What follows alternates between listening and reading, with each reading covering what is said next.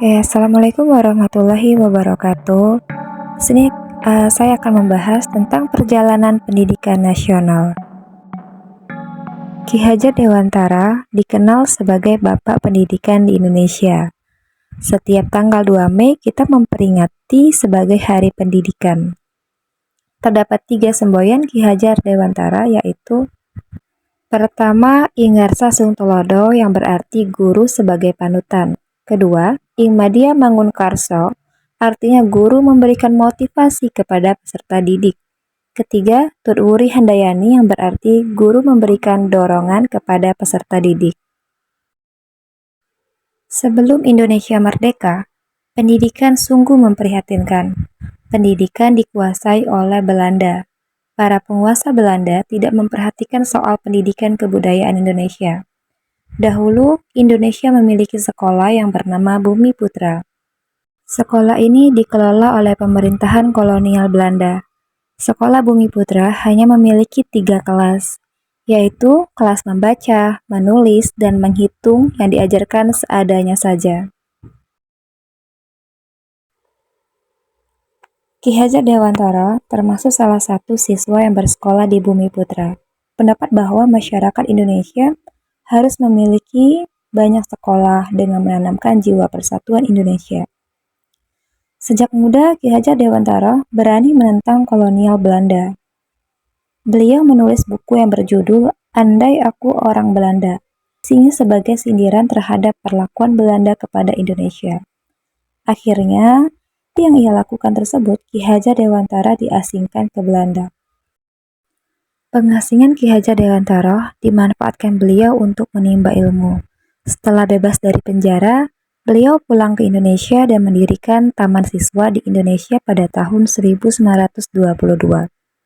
Di sekolah tersebut, peserta didik diberi kebebasan dalam mengekspresikan bakat, minatnya, dan di sini diajarkan juga nilai-nilai sosial dan kebudayaan Indonesia. Taman Siswa adalah awal dari pendidikan Indonesia berkembang. Ki Hajar Dewantara berkata bahwa pendidikan adalah tempat persemaian segala benih-benih kebudayaan yang hidup di masyarakat. Artinya bahwa pendidikan dan kebudayaan itu tidak dapat dipisahkan. Sampai saat ini, pemikiran Ki Hajar Dewantara sangat relevan dengan tujuan pendidikan nasional sekarang. Ide-ide dari Menteri Pendidikan, yaitu Bapak Nadiem Makarim, saling terkait mengenai kurikulum merdeka yang mengulas balik dan bersesuai dengan apa yang dicita-citakan Ki Hajar Dewantara, yakni kebebasan dalam belajar. Pendidikan berfokus pada peserta didik sebagai pusat utama yang didasarkan pada kebutuhan siswa dengan konsep 3 pilar Ki Hajar Dewantara. Praktik-praktik pendidikan yang membelenggu kemerdekaan peserta didik sebelum dan sesudah kemerdekaan. Yang pertama, kita membahas tentang sebelum kemerdekaan. Pendidikan masih bersifat diskriminasi, di mana pendidikan pada masa penjajahan Hindia Belanda hanya diperuntukkan untuk kaum bangsawan saja. Kemudian pendidikan hanya diajarkan membaca, menulis, dan berhitung itu apa adanya saja. Pendidikan hanya mengarah kepada keuntungan Hindia Belanda.